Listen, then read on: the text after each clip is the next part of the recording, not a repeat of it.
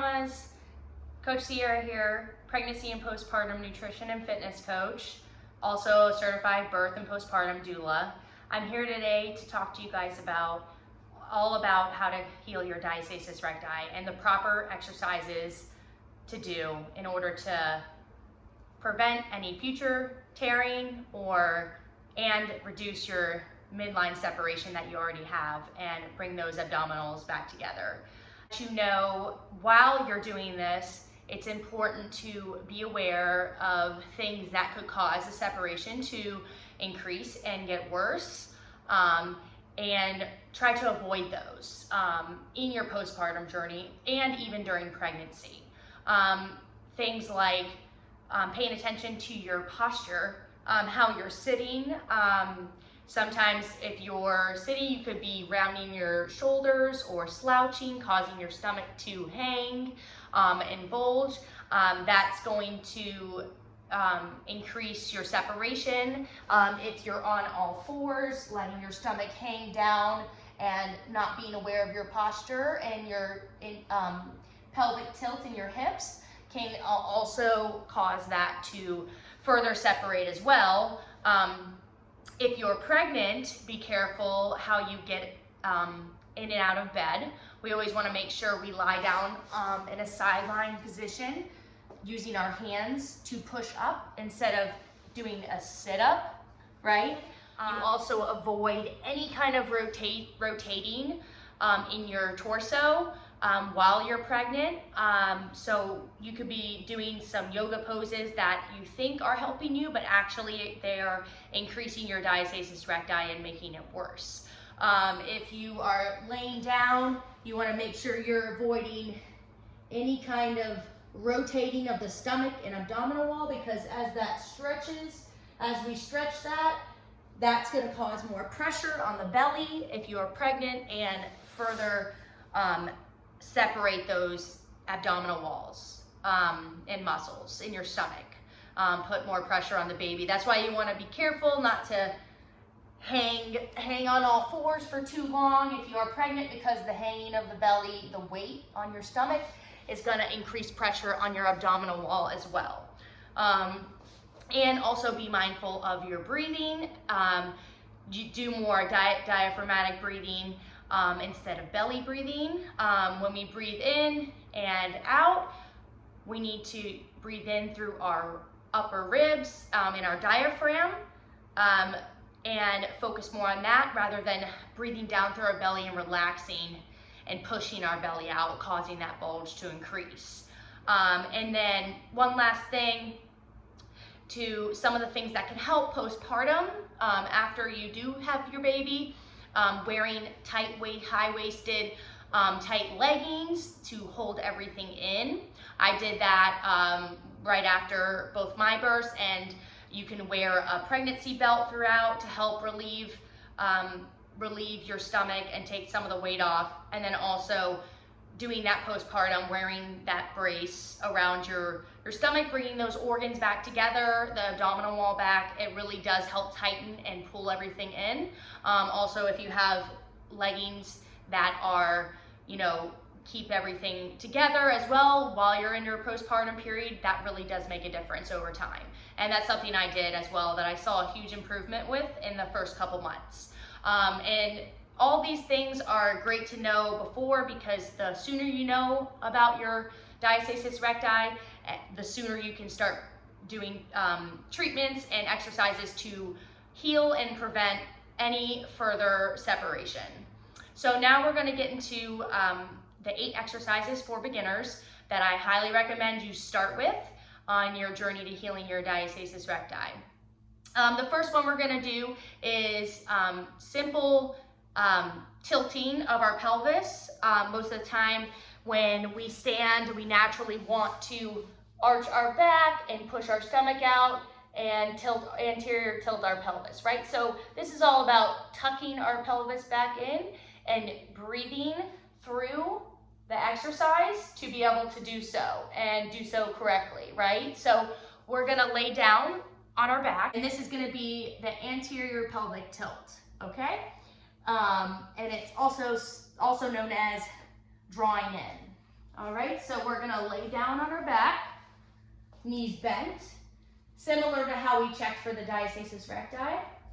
Hands flat on the floor. You're gonna have your knees slightly bent, and then we are going to make sure our back is flat against the floor. We're not leaving any room for our hands underneath. All right, and we are gonna breathe in, expanding our diaphragm, arching our back, and we're gonna exhale down. And we're gonna feel our muscles come together, our rectus abdominis, linea alba, pull back in together. And we're gonna hold that for about 5 seconds. If you can get up to 10, that's great, but work your way up 5 to 10 seconds. And then you're gonna release. And you're gonna breathe back in, inhale. And exhale. Drawing that pelvis down into the floor, tucking those hips, bringing those muscles together, okay? So it's almost like a vacuum. You're inhaling up and pulling those muscles together, back in, drawing into the floor, okay?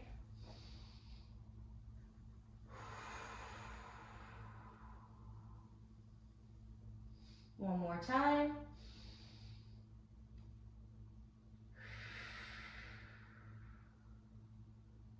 Hold that for a few seconds. And release. And you're gonna do that for 2 to 3 sets. If you can only do 2 at first, that's fine. Work your way up to 3. And you wanna do 5 to 10 reps. So in the beginning, it's gonna be, if you start 4 to 6 weeks postpartum, it's gonna take you a little bit to work up, and you will get stronger if you do these consistently. So the draw-in exercise is the first one, and we're gonna go right into the heel slide after that. So feet flat on the floor, knees bent, hands flat on the floor, palms facing down. You want to slowly back flat into the floor, tuck those hips in. Remember, always be conscious of your hips. Extend that leg out, slide it across the floor, and pick it back up.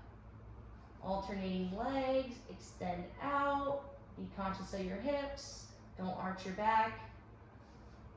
And extend out and back in, extend out, back in. Back in. And you're going to do 2 to 3 sets again, 5 to 10 reps on each leg. And this may seem very hard at first to you. I remember it was for me, but as you get more used to it and your abdominals strengthen, you will notice it will become easier. Okay, and then after that, we're going to go right into the knee tuck. And now this can be the beginner. When you first start out, you can just simply bring that knee to your chest, okay? Back flat, and if you want to do this more advanced, you will get to where you can lift both legs up in the air and alternate without touching your feet to the floor. So just like this, okay? And you will be feeling those abdominals tighten. You want to make sure you're not coning. So if you are, go reduce the amount of pressure you have on your abdominals and go back to the feet on the floor and just pick up your knees, right?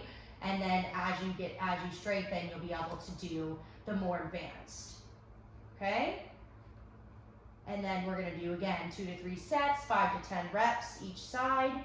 Next exercise, we're gonna do alternating leg taps, alternating toe taps, okay? So knees bent, feet in the air. We're just gonna slowly tap down. Tap down, you put your toes, tap down. You should feel that pressure a little bit in your abdomen, but not too much pressure, right? We wanna make sure our back's flat, concentrating on that the whole time. And you wanna do 10 total toe taps, 2 to 3 sets through. Once you finish that, you're gonna go right into the V-taps. So feet to toes together, you're gonna tap down, bring back up. Tap down, bring back up. Down, back up. Make sure your back's flat, tuck those hips in, back up. Good job, all right. Almost done. You're gonna do 10 toe taps. 10 V-taps. Okay, next one, we're gonna go right into keep our knees bent. We're gonna kick our feet out. And in the beginning, again, you're gonna have to just go straight up. You're not gonna be able to go far out in the beginning. It's gonna be too much strain on your abdominal wall. So we're just gonna go up and back down. Up and back down. Up and back down. And as you get better at this, and it's not as hard on your abdominals, you can go out. The further you go out, the more strain it causes on your abdominal wall. But as you get stronger, you'll be able to handle this. If you notice any coning or bridging in your abdominals, definitely bring it back up, okay? Don't go too far. We want to get a little uncomfortable, but we don't want to go too far and cause further separation, okay? So you're gonna do 10 kickouts, okay? And when you're done, put your feet down. We're gonna turn over to our side for our last exercise. All right, this next one is going to be an alternating leg kick out. We wanna make sure, again, our back is flat on the floor and our hips are tilted back. We want to extend our knee up and go down and back up. Alternate. And now, as a beginner, you can just keep your feet flat on the floor, extend out, come back. Okay, and again, the further out you go, the more challenging it's going to be. And if you want to pick it up a little bit and intensify it, both feet off the floor, down and up, down and up. And we're going to continue this for 5 to 10 reps on each side. And again, you're going to go through this 2 to 3 sets. Okay? Just going to do a couple more. Make sure you focus on your core. No coning in the stomach. All right. And we're going to be on all fours. And you are going to tilt that pelvis in. Don't let that belly hang. Tuck those hips in. Arms under shoulder blades. We are going to alternate our left arm with our right leg. Now at first you might just only be able to do your leg up, alternating legs. As you increase and get better at this, you can add in the arms. And this is called prone alternating arm and leg extension. Okay, we want to make sure we keep our hips facing down. We don't want to open up our hips. We want to keep them facing the floor, right? So I'm gonna bring it both, the more advanced, and I'm gonna alternate. I'm gonna extend my arms and my legs at the same time. And I'm keeping my core tight and contracting the whole time, okay? And I'm gonna switch legs. I'm gonna do 10 on each side, 5 to 10 on each side, okay? Hips down. I wanna keep my body as straight as possible, everything in line with each other, okay? Almost done, and relax. All right. So again, those are the 8 exercises that you would want to do and start with as a beginner when you're recovering and healing your postpartum diastasis recti. And you can do some of these as well as you're pregnant too. You can incorporate a lot of these exercises as well. And they are safe for you to do in pregnancy. Now, next we'll be going into, in my next video, we're gonna be going into the advanced exercises that you're gonna wanna do and progress into. And there'll be 8 of those as well. So I look forward to seeing you guys soon.